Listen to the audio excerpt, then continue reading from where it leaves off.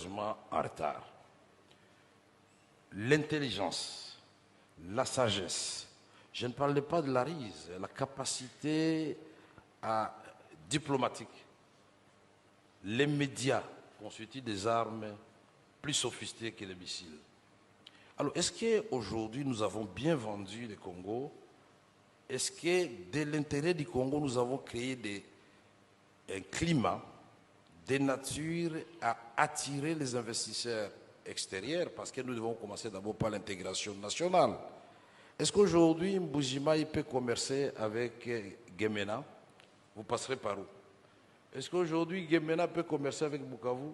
Alors que vous avez un boulevard qui traverse ce pays de plus de 4000 km qu'on appelle le fleuve Congo, qui n'est pas balisé totalement et qui n'est pas régulièrement entretenu.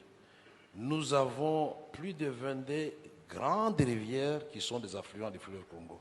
Nous avons 76 000 villages qui ont des cours d'eau capables, non seulement de donner de l'eau aux populations locales, mais donner de l'énergie pour la transformation de la production locale.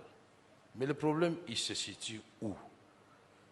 Est-ce que vous pensez réellement que nous serons naïfs de croire que cette guerre de la République démocratique du Congo, l'M23, on nous a dit qu'il a une capacité supérieure à celle de l'armée planétaire, puisqu'il s'agit des Nations Unies? Ça me fait rire, en même temps ça m'inquiète. Ça signifie, comme on dit en lingala, quand on voit un poussin remplir une casserole, c'est que sa maman se cache en dessous.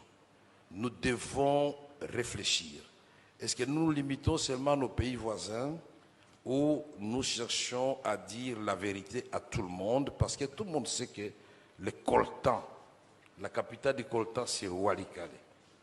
Tout le monde sait que ce coltan prend la direction des industries en Occident pour soit les avions, soit les téléphones portables.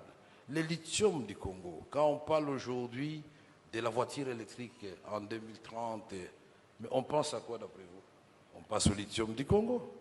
Quand on parle du cobalt du Congo, donc nous sommes quand même malheureux de constater que nous ayons tout cela et nous nous posons la question de savoir chaque fois que devons-nous faire pour que tout le monde comprenne qu'il vaut mieux traiter avec nous directement dans un esprit gagnant-gagnant, puisque nous n'avons jamais fermé la porte à personne et que les populations congolaises sont fatiguées de pleurer leur mort chaque jour.